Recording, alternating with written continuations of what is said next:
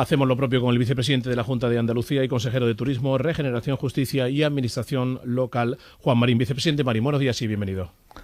Muy buenos días, muchas gracias a todos. Bueno, antes de nada, valoración del Gobierno andaluz sobre lo anunciado ayer por el presidente del Gobierno, Pedro Sánchez, prórroga del confinamiento hasta el 9 de mayo y posibilidad de que los críos puedan salir a la calle desde el 27 de abril. Bueno, era muy previsible, ¿no? Yo creo que este Gobierno está siendo muy previsible a la hora de tomar decisiones, como todos estamos comprobando. Esperábamos que ayer anunciara lo que anunció y que hoy también se lo anunciara nuevamente a los presidentes en esta conferencia telemática que mantiene todos los domingos. Es decir, ninguna sorpresa de momento sobre lo que ya, bueno, pues más o menos podíamos prever. Diego. Sí, quería preguntarle al señor Marín en concreto por esa medida anunciada por el presidente del Gobierno. Pedro Sánchez dijo en esa comparecencia, señor Marín, que la salida podría ser asimétrica. En ese sentido, ¿cree que Andalucía debiera salir del confinamiento antes que otras comunidades por los mejores datos de contagio que tiene respecto a otros territorios? Bueno, yo creo que el presidente ayer, al menos a mí me lo dejó claro y creo y lo comparto. Es el hecho de que en cualquier caso tiene que ser una decisión basada en los informes científicos, ¿no? Para que todo el mundo nos pueda entender. Si miramos el mapa que el propio Ministerio de Sanidad publica todos los días, pues lógicamente Andalucía tendría que ser probablemente la primera en salir, junto con Canarias y Baleares y probablemente Murcia, porque el número de contagios y de fallecimientos es muy inferior al resto del país. Cuando hablamos en Andalucía, antes he oído los datos que facilitabais, que por supuesto son los que habéis dado. Estamos hablando de datos acumulativos, pero realmente hoy en las unidades de cuidados intensivos en Andalucía por coronavirus hay 299 pacientes.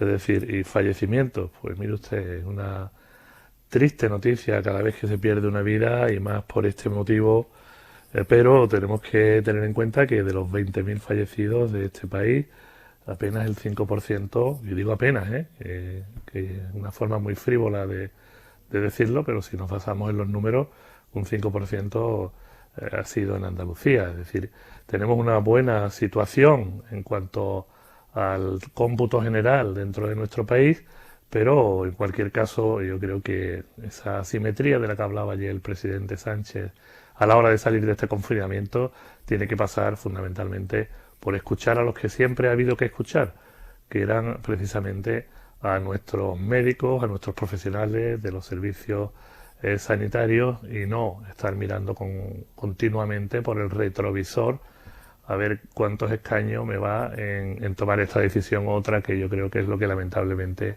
ha venido sucediendo, ¿no? Sí, señor Marín, buenos días. Está claro que habrá que escuchar la voz de los expertos para decidir el desconfinamiento más acelerado o no que en otros territorios, pero ¿quién debe decidirlo finalmente? ¿Quién debe dar la orden? ¿El mando único del Gobierno central o las propias autonomías que están cuestionando en muchos aspectos ya este mando único? Por supuesto, amigo Fernando, sin lugar a dudas, lo hemos dicho y el Gobierno andaluz lo ha mantenido desde el primer momento. Lealtad institucional. Quien toma las decisiones lo establece en este momento un decreto del Gobierno basado en una decisión acertada de decretar un estado de alarma, quizás tarde, pero acertada, y que establece nuestra Constitución que el mando único es, en este caso, de una pandemia, es el Ministerio de Sanidad. Por lo tanto, el señor Illa, y por encima de él, es la única persona que puede decidirlo, es el señor Sánchez, son los que tienen que decidir y decirnos cómo y cuándo tenemos que proceder a ello. Lo otro sería realmente un desastre de dimensiones, bueno, inimaginables, ¿no? Yo creo que aquí nadie puede hacer la guerra por su cuenta, todos los tenemos que hacer en la misma dirección, y lo único que hemos pedido y seguimos reivindicando es que se cuente con las comunidades autónomas, que no se informe, mire usted, y yo ya me he enterado ayer de lo que el señor Sánchez iba a decirnos hoy. Me parece que no es la fórmula, a nuestro juicio, es que se reuniera primero con los presidentes de las comunidades autónomas, que le diera la información, que escuchara sus propuestas y que después tomara esas decisiones. Yo creo que la rueda de prensa sea el sábado o sea el lunes, no tiene la menor importancia, pero sí la tiene en el sentido de que al menos las comunidades autónomas se sentirían partícipes de las decisiones. Pero el mando único, por supuesto, tiene que ser el del Gobierno de España. ¿Qué peticiones o reflexiones ha llevado el presidente de la Junta de Andalucía a la conferencia de presidentes, señor Marín?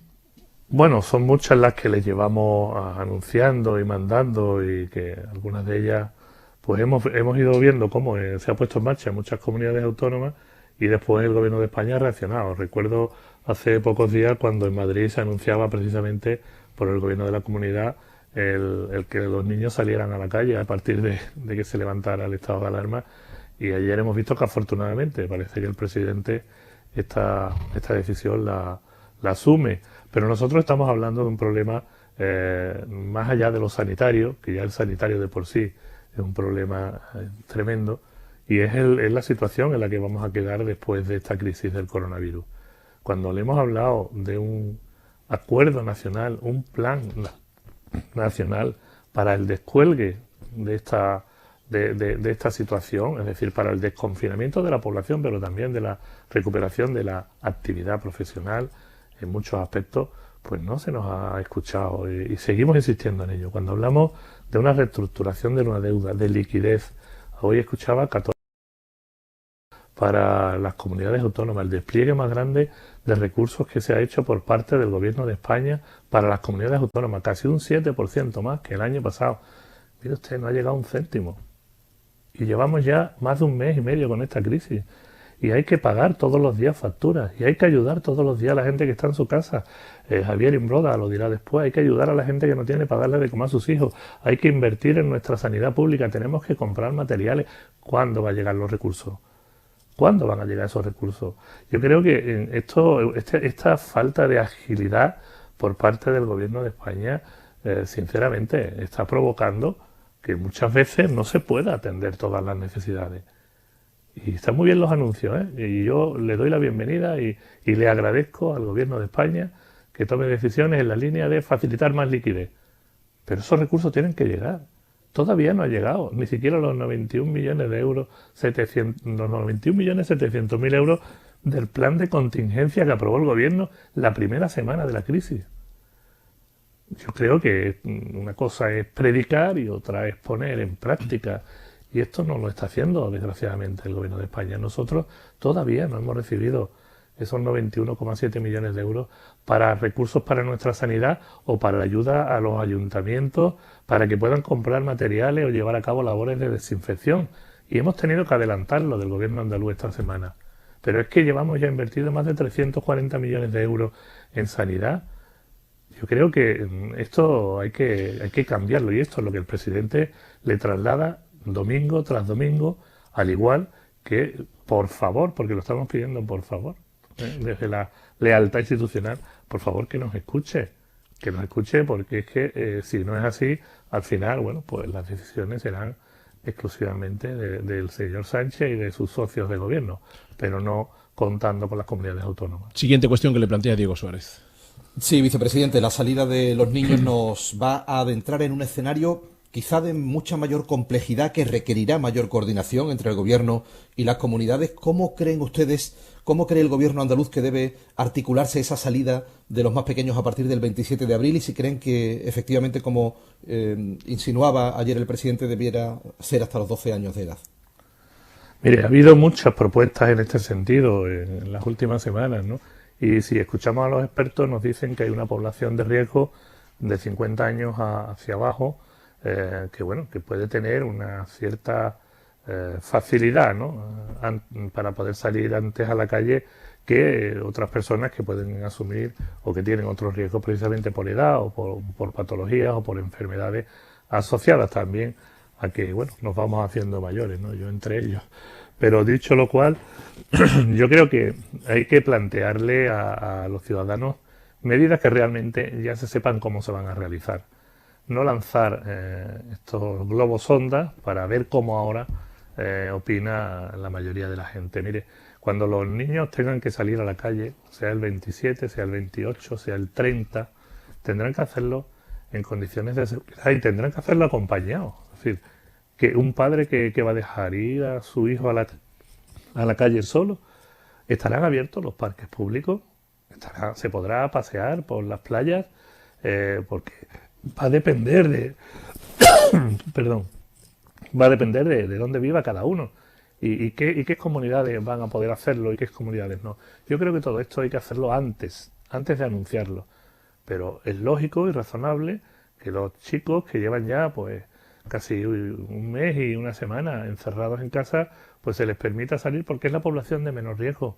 Está clarísimo. Pero ¿en qué condiciones? Ese es el problema, que el señor Sánchez ni el gobierno de España nos dicen qué condiciones y ahora pues habrá que establecerlas. Y si después, mi pregunta es, ¿y si después el día 26 de abril resulta de que no se puede hacer? ¿Qué sensación dejaremos de frustración a todos los que hoy se les ha dicho que sí? Yo creo que este tipo de anuncios, insisto, hay que consensuarlo. Igual que el que hacía la ministra de Trabajo antes de ayer por la mañana diciendo que el turismo no va a poder volver a trabajar hasta el 2021. Por favor, bastante situación de alarma tenemos ya como para provocar más situaciones que realmente provoquen el desconcierto en el conjunto de los ciudadanos. Hagámoslo desde la serenidad, desde la sensatez. Hablemos con los que tenemos que hablar y decir, mire usted, en Andalucía ustedes van a poder abrir los parques públicos el día 26 o 27 de abril. Muy bien. Pues habrá que hablar con los ayuntamientos y habrá que decirle que esos parques públicos hay que habilitarlos, hay que desinfectarlos, hay que prepararlos.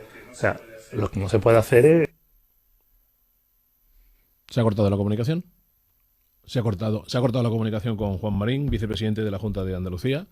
Estábamos hablando sobre esa vuelta a la calle de los más pequeños, de los críos, a ver de qué manera se va a organizar todo, se van a abrir los parques infantiles, no se va a hacer, esos niños no pueden salir solos, tendrán que salir con sus padres, en fin, digamos que lo que estaba apuntando el señor Marín es saber de qué manera se orquesta todo esto, se prepara, se arma para que finalmente los niños puedan salir a la calle y que no exista con posterioridad la noticia de que finalmente no puedan hacerlo, por la frustración, decía el señor Marín, que eso puede causar en los padres en general y en las familias. Bien, de momento creo que vamos a intentar recuperar esa comunicación. También nuestro compañero Fernando Pérez Monguió quiere abordar quería plantear algunas cuestiones turísticas. Él ha apuntado también precisamente a lo que decía de la ministra de Trabajo, Yolanda Díaz, de que hasta finales de año 2020 o 2021 no iba a poder haber actividad prácticamente turística. Por ahí queríamos insistirle y otra serie de medidas que está pensando, articulando, ultimando la Junta de Andalucía para intentar retener el turismo andaluz, que la gente se quede aquí y veranee aquí, ¿no? De eso queremos preguntarle, pero por cierto, ya Salomón podemos contar pues el titular que ha dado el propio Juan Marín, vicepresidente de la Junta de Andalucía, de que Andalucía debería ser la primera comunidad junto con Canarias o Baleares en pedir el desconfinamiento progresivo, o sea, ser de las primeras que intente volver a la nueva normalidad, como se están planteando en ese término muchísimos de los mensajes que se están lanzando por parte de los responsables públicos. Sin duda, Diego Suárez, tal y como apunta Fernando Pérez Monguió, es uno de los titulares, el primero que ha dado el señor Marín. Hemos recuperado esa comunicación. Sí, Juan Marín. Hola, ¿qué tal? Se cortaba la comunicación. Sí. Prosiga con su alocución, por favor. Estaba usted comentando lo de la ministra del Trabajo. Sí, bueno, lo que estaba planteando era algo muy... Yo creo que ha creado una alarma innecesaria completamente. Me están llegando mensajes de todos los sectores empresariales, del sector turístico especialmente y hotelero, sobre ese anuncio de la señora ministra de Trabajo. Mire, yo creo que igual que hay un calendario para la salida de los niños, igual que hay un calendario para la recuperación de determinadas actividades, el gobierno debería tener ya previsto también un calendario para la recuperación de la actividad turística, siendo este un sector que genera el 14% del Producto Interior Bruto de este país. Y en ese sentido, pues estoy intentando, pues lanzar mensajes de tranquilidad, porque, espero y deseo que no se le haya ocurrido al presidente del gobierno mantener los hoteles cerrados, las cafeterías y los restaurantes cerrados hasta el 2021. Espero que esto lo desmientan, así se lo pedía ya la Secretaría de Estado de Turismo, y que realmente rectifiquen y que lancen ese mensaje de tranquilidad al sector, porque realmente no será así.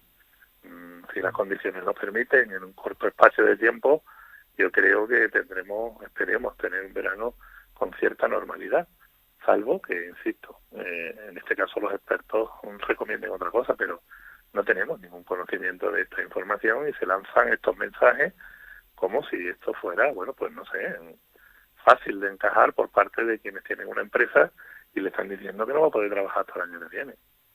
Aunque el señor Marín el gobierno no confirme precisamente lo que anunció la ministra de Trabajo, Yolanda Díaz, de que hasta finales de año podemos estar sin hoteles, ¿usted cree que con esta incertidumbre muchos hoteleros estén planteándose seriamente no abrir, aunque se les permita, no abrir los hoteles en verano porque no les va a compensar? ¿Le han trasladado algún mensaje en este sentido? No, el sector está deseando trabajar, ¿no? Lo que está claro es que el modelo turístico va a cambiar y hay que tomar decisiones diferentes a las que hasta ahora se venían haciendo. Yo me he reunido en la mesa del turismo con los empresarios del sector hotelero, igual que con los sindicatos, para acordar un plan de choque para el sector turístico. Y cuando lo hemos visto, lo hemos analizado, hemos recibido las propuestas, hemos incluso tenido que modificar algunas cuestiones porque eran mucho más interesantes que las propuestas del gobierno. Entonces yo creo que esto es lo razonable, ¿no? Pero no que yo salga y diga esto es lo que vamos a hacer, o esto es lo que va a pasar, o esto es lo que va a suceder sin antes consultar o al menos informar. Y es donde vienen los errores, Fernando. Yo creo que ese es el principal error del gobierno a la hora de poder plantearle estas cuestiones, en este caso a las diferentes comunidades autónomas. Yo creo que el sector... Una cosa más, señor Marín,